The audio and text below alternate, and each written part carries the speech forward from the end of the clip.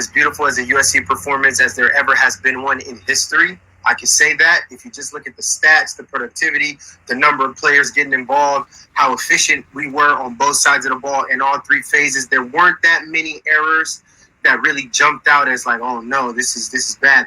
They're all little things that it's like, okay, that's a little concentration thing. Oh, that's a little bit of out of position thing. Oh, that was a little bit of a bad angle. Okay, that's an effort play. Those are all fixable. And I didn't see any holes. I didn't see any holes in the scheme that made me go, dang, why are we doing that? So all of that feels great. You know, it feels great. But just me being critical of my younger brothers, which I hope they give me room to be, right? I know that they feel like they didn't play their best game. And so that's encouraging. Absolutely.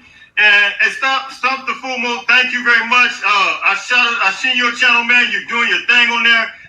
Shout out to you, and I appreciate everything that you do as well. And yeah, J-Walk is my man. He's my favorite as well. He's a regular. And to your question, how good was Shane Lee? Let me tell you, this is going to kind of lead me into to your point here. I wanted to. I'm gonna do it a little early now. I want to do a player of the game. Let's go. One of the players of the game from a defensive perspective is I got two of them. I got Rajon, the way he stepped in there, lateral movement, side to side, assignment driven. He appeared to know his whereabouts. He knew where to be at the right time, and he looked fast. He looked fast when he was in there. Yeah, he did. For that, I give him part of the player of the game. Number two player I'm gonna have is, to your point, Stump the Fumu. I'm giving Shane Lee one of the players from a defensive perspective of the game. And here's the reason why. Not only did Shane Lee look like he improved, he looked like he got a little faster. He looked like he worked on his craft. And I'm excited about what he did yesterday, specifically because of when you look at, you got Tackett Curtis, you got Mason Cobb, these guys started. Shane didn't have a fit. He didn't pout. He stood up and continued to be the captain that he is, and he maintained confidence. He maintained his wherewithal. He maintained his integrity. He maintained his leadership. And for that, I want to say thank you, Shane, for doing that. You showed the ultimate leadership, and then you came in there and you executed. And I sat there and I thought about this today as we got ready to come on. I said, Shane, I am absolutely proud of you, man. You could have been lost in Alfredo sauce, but you decided to maintain your character, man. What's your thoughts on that? Here's what I'm gonna do to Big Shane. Salute, younger bro. Here's the reason why I felt like today was a great day to continue to wear these glasses. Yes. The future is still so extraordinarily bright, particularly because we have character guys like Shane. We have character guys like Mike Jackson III. Man, we're going to talk about him. We got character guys who are saying, look, just call my number and I will bleed for the Cardinal and gold. However, whenever, wherever.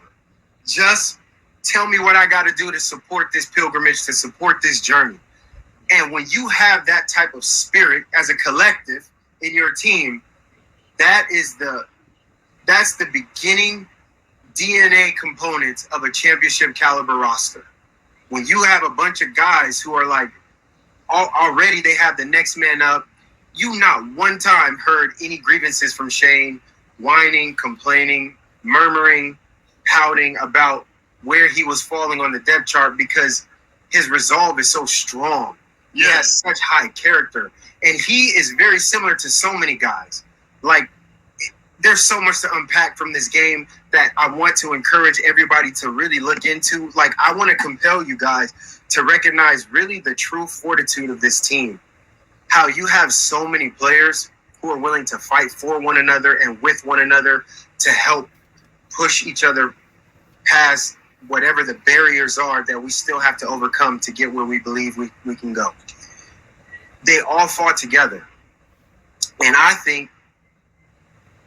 think there was no drop-off in productivity at any phase of the game, offense, defense, or special teams, when backup players came in.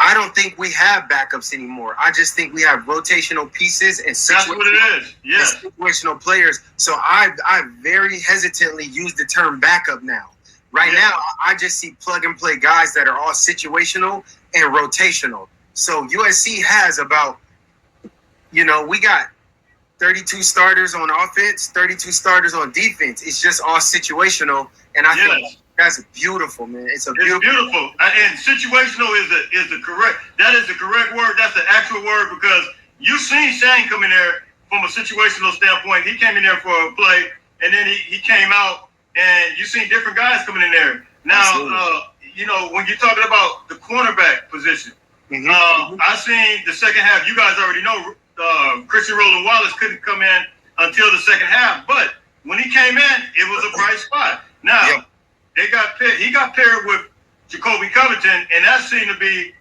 kind of like I seen Jacoby Covington on there, on him and Caleb Bullock, man, when that sideline catch. Jacoby was already there, but Caleb just kind of came in and reinforced, and kind of came over the top and took the ball away, knocked it away. So I don't know, man. It's like, we got one. We don't have ones and twos. We got 1A, B, and C. They all ones, but it's just 1B, A, B, and C. So it's justifiable that when we released our original depth chart, particularly on defense, how we had so many ors, where it was like Eric Gentry or Taggart Curtis. It was. I don't want to speak too much into it, but what I noticed was this competition is still going. There is still no one that has extremely differentiated themselves as so superior than the person behind them, where the coaches feel like we have to keep you on the field. And I think that gives coaches a lot of options and a lot of room to breathe into a game plan, because that every single one of your players has a unique skill set or an attribute that can be utilized in situation from situation. And it's just refreshing. It reminds me of what it felt like when I was there. It reminds me of what it felt like when we had Ray Maluga, Brian Cushing, Kaluka Mayava. I'm trying to think of all the great Clay Matthews, where we had all those linebackers who each could get the job done. And it didn't matter who was out there. They all could get the job done. Keith Rivers, we have that type of a depth again, and that makes me very excited.